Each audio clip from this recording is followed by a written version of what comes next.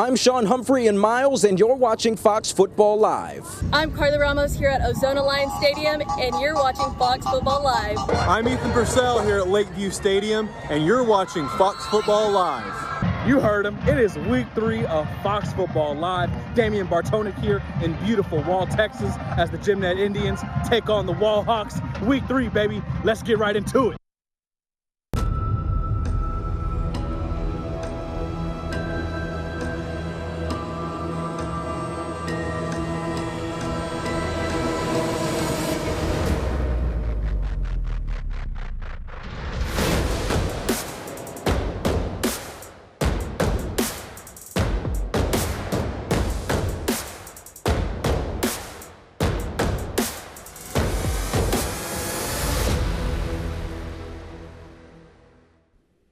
Welcome everyone to week 3's edition of Fox Football Live. However and wherever you are for joining us, thank you for tuning in. I'm your host, Damian Bartonic. We have a fantastic slate for you all to enjoy. It's a jam-packed sportscast. So without further ado, let's start with our game of the week. The Wall Hawks came into week 3 trending upward despite sitting at 1-1, and the visiting Tuscola Gymnet Indians are looking to begin their run towards success. Our game of the week between Wall and Gymnet was a good one.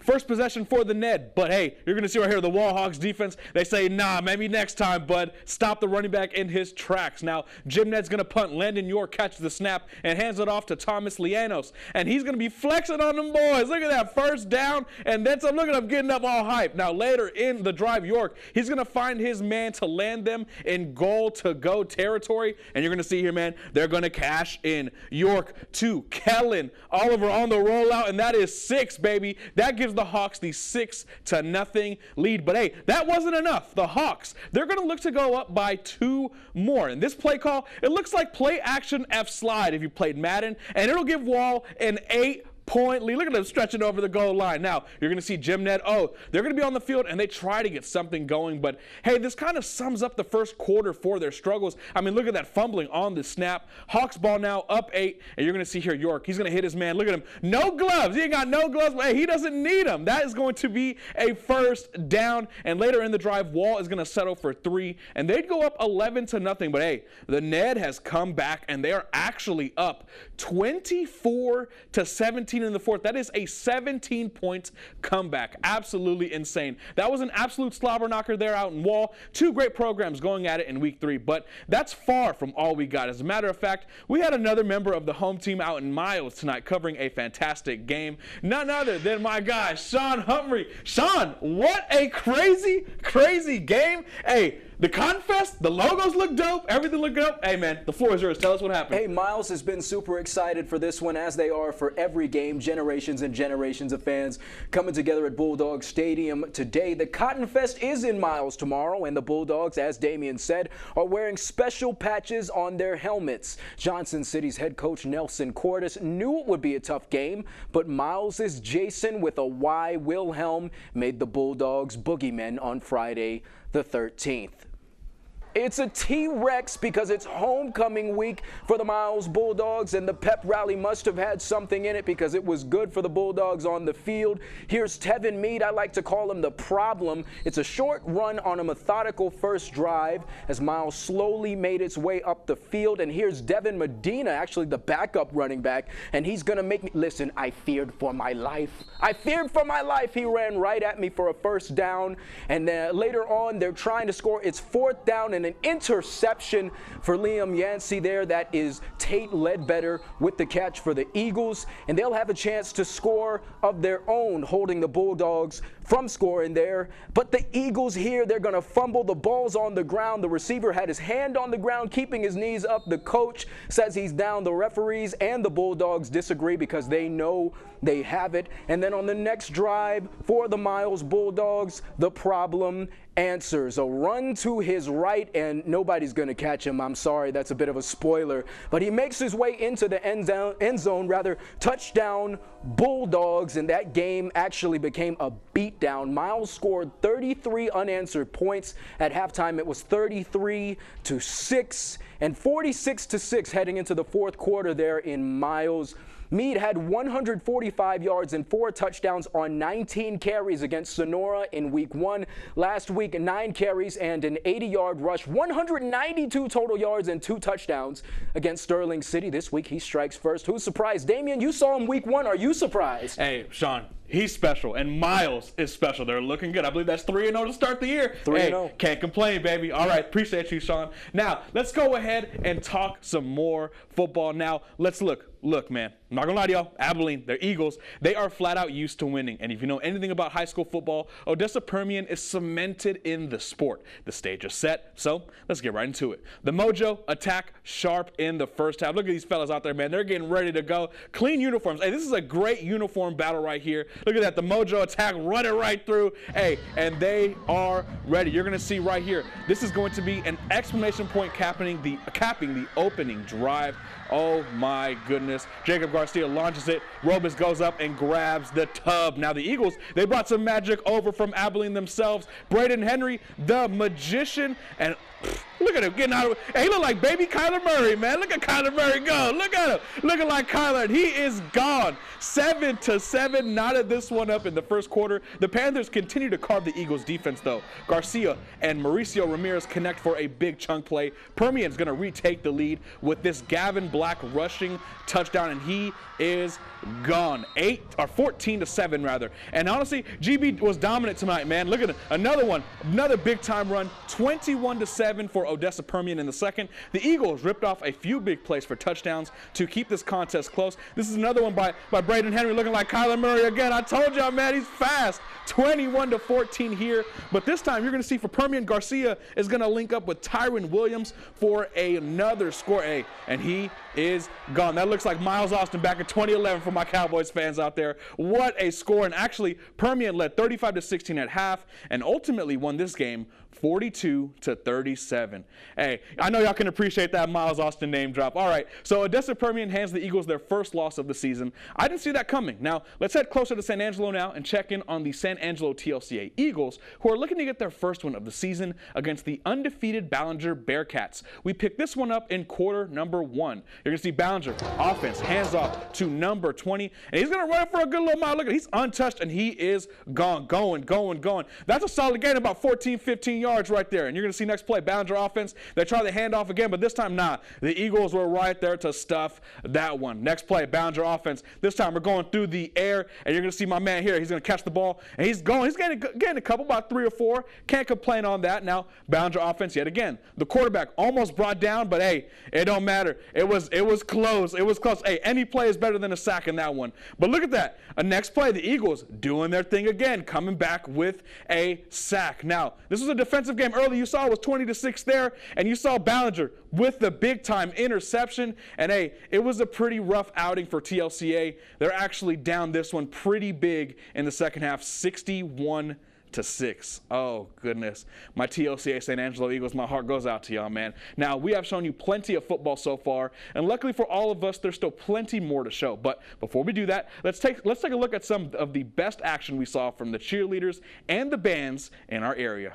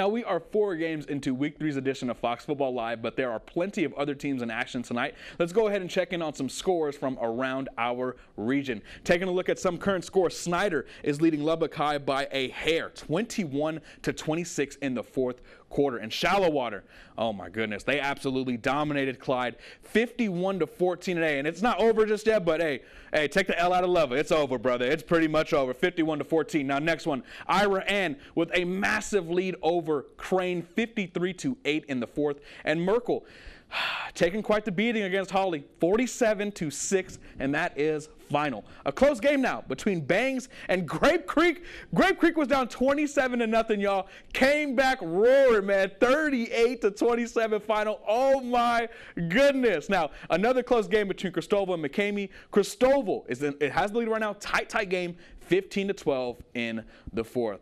Oh, man, that was awesome. Hey, shout out to Grape Creek. You're going to see us next week, all right? With that said, keep it here for plenty more action. There's a lot of games to go through, lots of scores, and even our band of the week to come. Keep it here.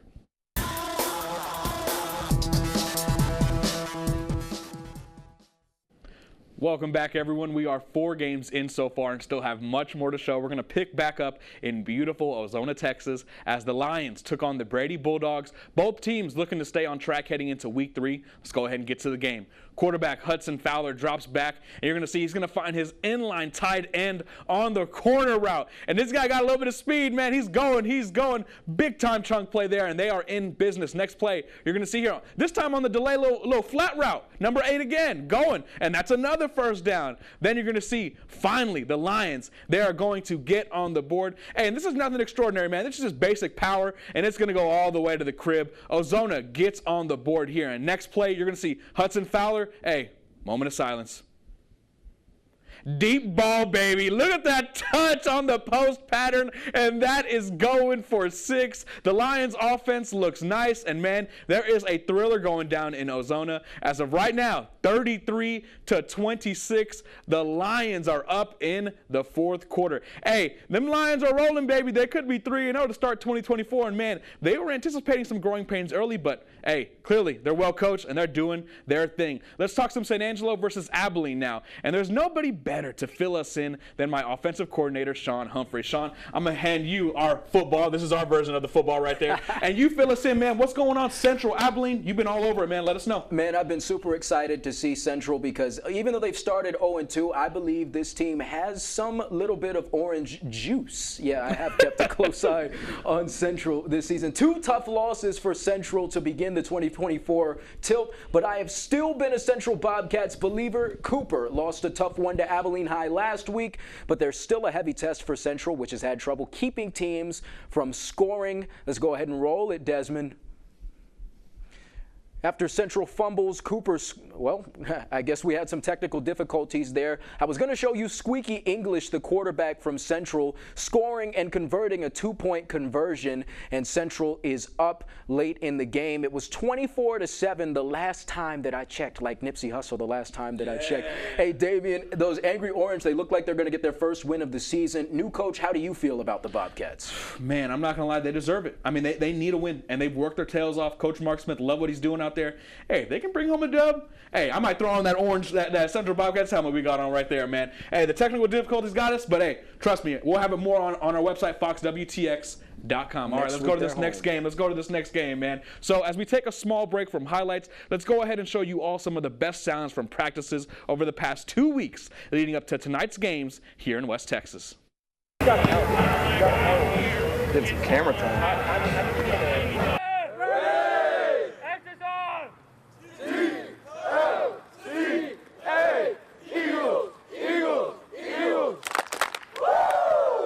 It's pretty good. It's like perfect weather. The clouds and everything. I don't know. How you handling the rain? You having fun? Oh man, I'll tell you, it's cold. You got me? Yes, sir. Day to day, lock in. Let's go to work. Yeah! Hey, family on 3. 1, 2, 3. Family! Many men. Ready, go. Many men. Here we go, Blue 19. Set, hit. The most important play in our lives right now is whether we're kicking or receiving against TLCA on Friday night. That's the most important play. 2, 3, 4, 5, 6.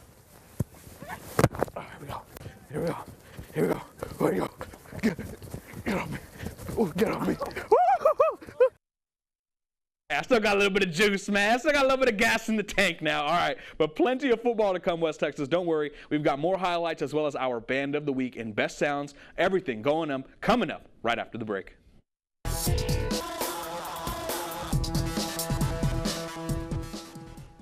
Welcome back, everyone. So for our 7th game of the night, we take a look at the battle down at San Angelo Stadium. Lamesa and Lakeview both are looking for their first victories of the season. Both teams can put up punches in bunches, so let's begin breaking this one down. First drive of the game for Lamesa. The quarterback is going to hand it off up the middle for a big gain. Now, very next play, you're going to see here, the ball is going to be snapped. Quarterback throws, and that's, oh, he's going to the crib. That's a house call. That's a house call. He is gone. Lakeview, pick 6, baby. He ain't getting caught. 7-0 for Lakeview. Oh my goodness. Now ensuing kickoff, it's going to be a short one and hops over to the Lamesa side, and the Lamesa player is going to run right into the hands. And actually, no, Lakeview is going to recover it. Now, ball is snapped. You're going to see the quarterback throws a beautiful float pass with some touch right there down the rail, and that is going to be another touchdown. 14-0 for Lakeview. Now, you're going to see Lakeview's backed up deep on their side of the field. Ball snapped, and another pretty pass with some touch. Oh my goodness. Lamesa had a chance to bring him down. Hey, but he ain't going nowhere but to the house. 21-0 in the first quarter for Lakeview, and they are up right now in the fourth quarter, 42-28, man. Go Big Blue, man.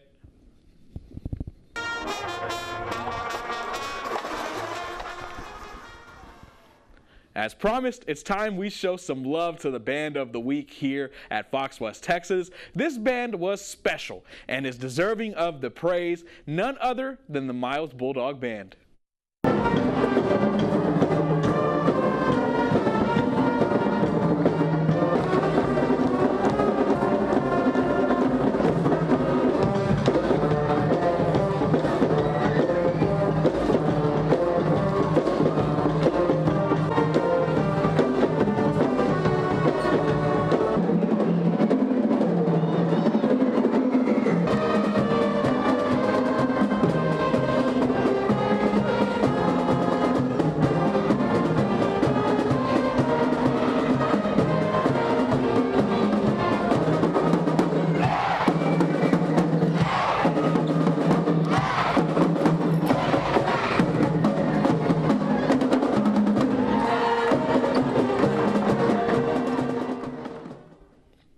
Hey, man, with a band like that, hey, Miles had no choice but to turn up today, man. They had a great game, and that proves it right there. All right, 7 games down, Band of the Week in the books, but guess what? There's still plenty of action to show you. Let's check in on some scores from across West Texas. We got more scores right here. Reagan County, they're going to win big over Odessa Compass, 38-7. And Sonora finally gets their first victory of the season, 41-0 against El Dorado. Now, Winters, my Winters Blizzards, I love y'all, man, but tough one tonight. 45-0 loss to Sterling City. And Very Best, hey, those Very Best Falcons, you saw me earlier out there in Very Best. I don't know, maybe my good luck rubbed off on them. Vice versa, they win here, 52-6. Oh my goodness. All right, y'all, as we start to put a bow on week 3, we get a quick 90-second weather update from none other than meteorologist Britton Musall, as well as a recap of the action from this week. Keep it here for more football.